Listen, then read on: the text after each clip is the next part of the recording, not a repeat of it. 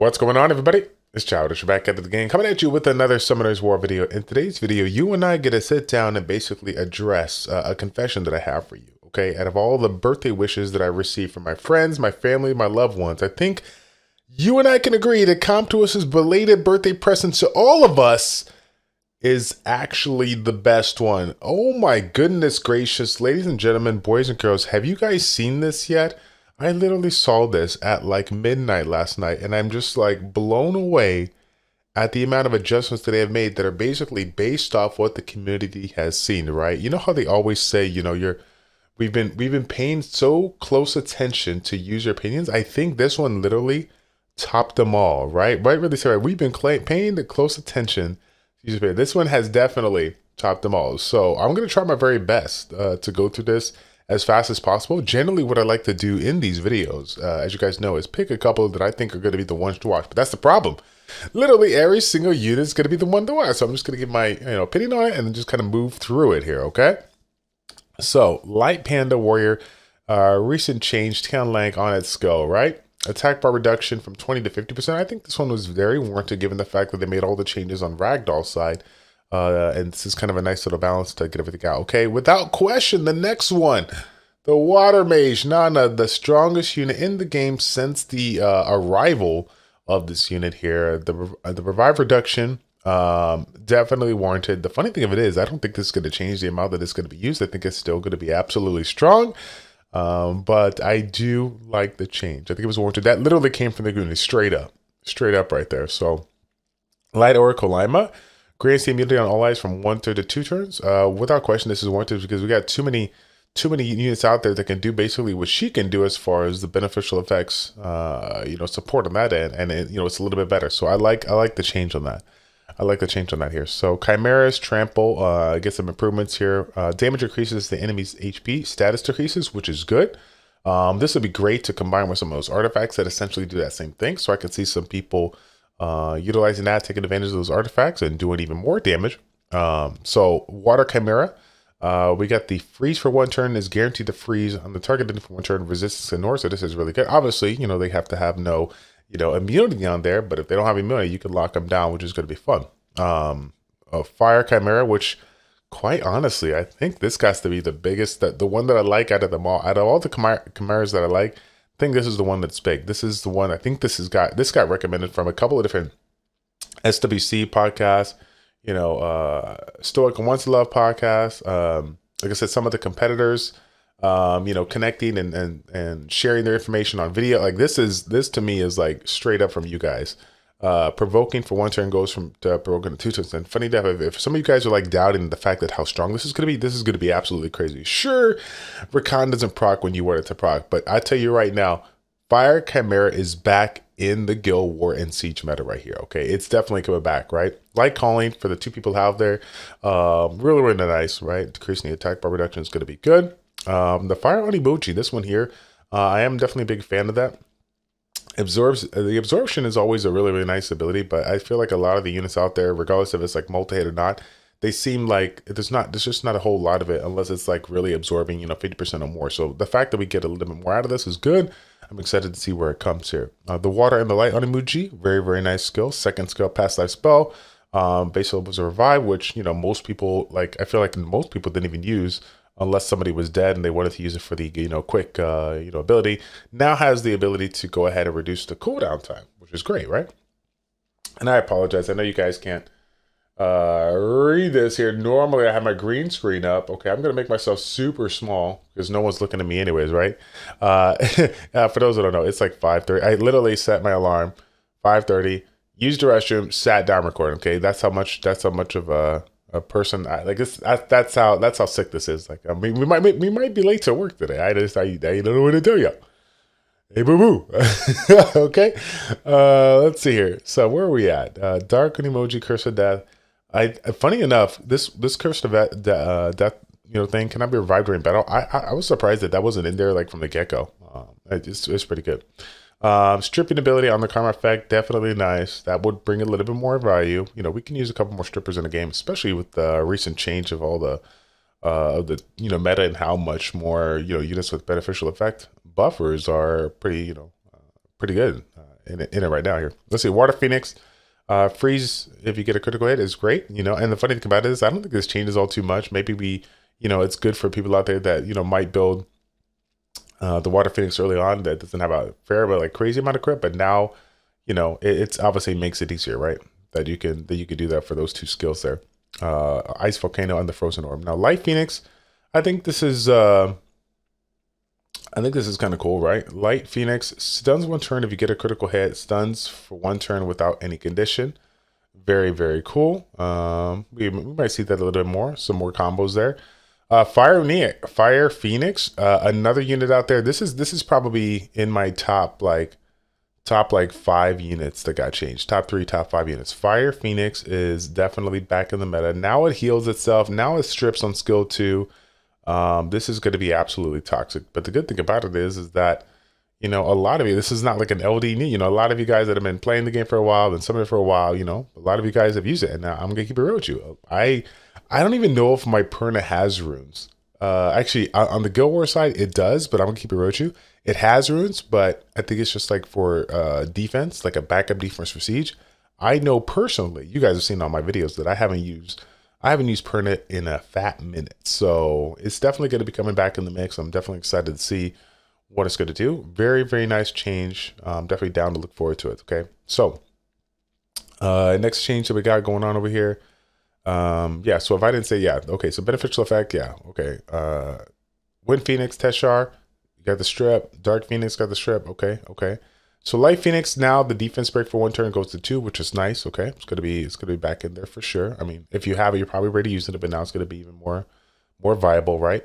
Water Dragon, right? Varad, look at this change right here. Increases the turn freezing effect up to 2 with a 60% chance if you attack a frozen enemy. So now, you know, use this in combination with its skill 3, or, you know, other units out there that provide a freeze is gonna be nice. We're gonna see a lot of Varad combos. I think this is gonna. I think Varad's gonna make its way back into the meta, but it's gonna be. I think it's totally gonna be for the people that have outrageous runes, right? Because if I recall correctly, his base speed is nothing to be super excited about. But again, you know, if you have other units out there that can freeze, that can attack bar reduce, and all this jazz, you know, maybe you can make an argument for it. We'll see, right? Fire Dragon. Oh my goodness gracious, man. Zyros.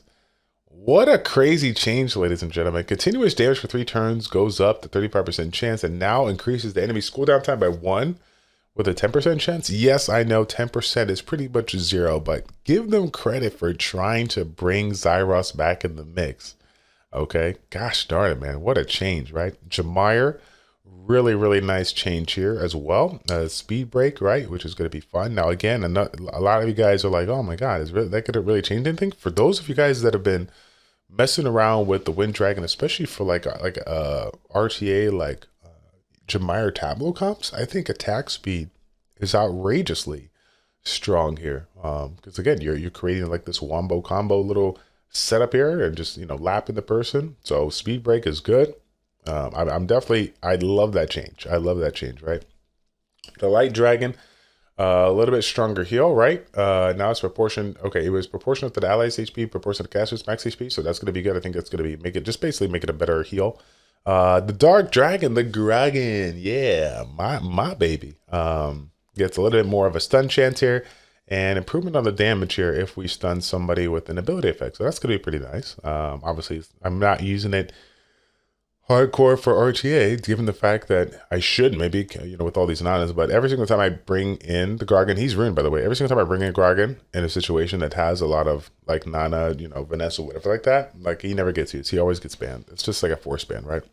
Light Effort of Sharian, a little bit of improvement there. Increase your attack speed for every beneficial effect granted on the Isles. That's going to make this super strong. This seems like the Water Jack-o'-lantern turn. You know, basically passive kind of put into play. The Water Druid, I think this is going to be pretty sick. This is going to be nice, another nice anti-cleave thing here.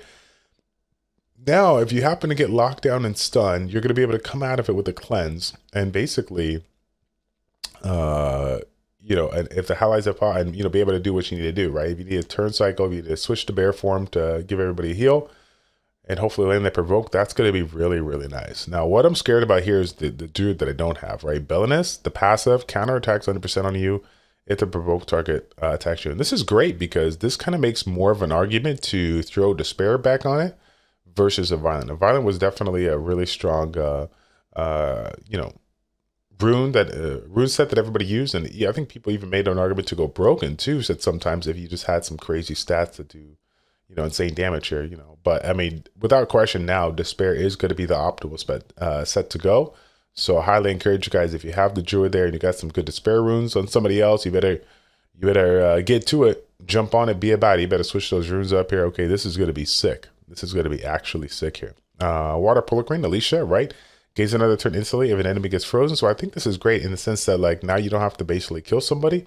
You could just, if you freeze them, you'll get that additional turn either way, right? Storm of Midnight, the second skill that's based on enemies' attack speed, always lands as a critical hit if nobody has beneficial effects. So this is pretty strong. Obviously, you can't control, you know, the beneficial effects that it has, but if you're bringing, you know, in strippers, if this is part of like some cleave comp or whatnot, or if it's part of a second turn, you know, combo that, you know, comes at you, this is really good. And this actually, it's nice because of the fact that you essentially don't have to root it up for crit. So you can literally slap on some crazy, you know, crazy crit damage on this unit, and you can see some big numbers given the fact that this is based on enemies' attack speed, right? Really strong.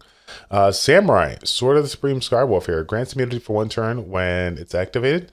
Again, I don't think having 1 turn immunity in addition to the shield is going to make or break this unit, but the immunity add-on there is really nice. Again, though, I don't think it's going to make a big of a change here. So this is unfortunate.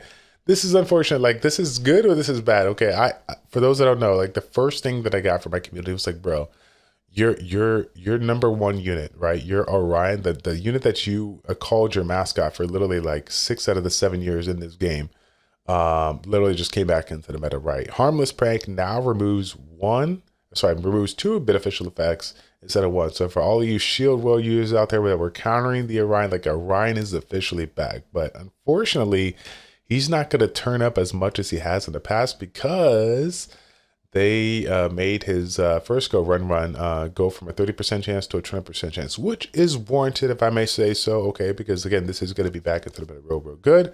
But the funny thing about it is I think we're still going to see some absolutely like crazy, disgusting procs between violent sets and the additional turn that we get on the first set. It's going to be fun, man. It's going to be fun. We'll see. Now, here's the kicker. Like, as much as I'm excited about Orion, I'm actually really excited for Draco. I think having another, you know, attack bar boost is really good. This honestly motivates me to like run another like single target, combo for RTA. Like, I feel like the Garo Draco, you know, combination is back.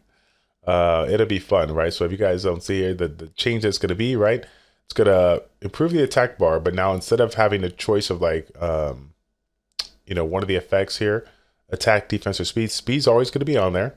Okay, and now we get a choice of attack or defense here. So again, as far as the attack boosting goes, it's not reliable, but I think that the big thing is speed, right? Getting that jump, getting the speed, and then also if you have any kind of, I mean, when you're making combos like this, you're utilizing units that are generally have some kind of ability that's based on speed. So you're going to get some value out of this, whether you get the attack or defense break. I think it's going to be really nice. Definitely going to see more Dracos back in the mix. Now, Corona, all right? Corona was like, I think it was the first LD, like NAV4 that I got, if not like the second. And I got super excited about it. And then the community, you know, told me in the chat, like, don't get too excited about it. This thing is not really a reliable stripper. Now with this recent change, and I think the activation that it has on it, I think now this is going to be able to be upwards in the 100%, 100% like chance now. I'll have to take a look, but I think it'd be nice to have a reliable stripper, but we'll have to see. We'll have to see how it works. We'll do some testing out down the road here. Light Burning Magician, okay. Gemini gets a little improvement on the damage. I don't know why, but I feel like we're going to see some unorthodox builds here. Some of those sneaky builds, extra more attack in addition to this damage that it's going to be doing. We're going to see this. Now, I'll tell you this right now.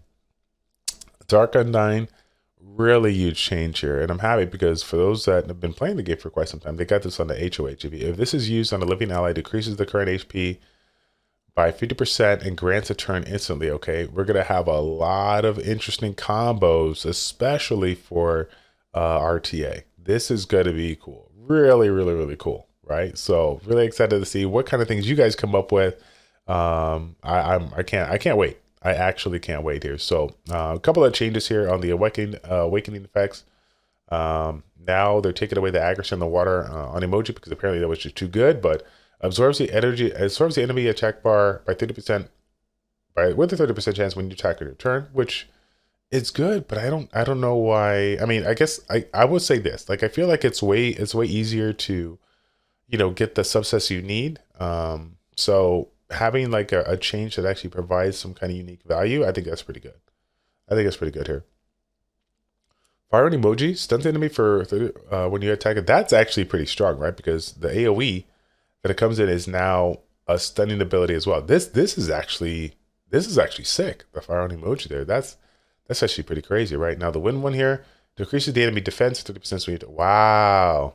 Wow, dude. Big changes here with the awakening ability. Shouts out to Comptos on that. I wonder how did they go about changing that? But I'll tell you what, like I said, the changes that they made, fam, on these units, like without question, these units are going to be all back in. So if we thought the last patch that they did, like really revamp the meta, like this is going to revamp the meta here, right?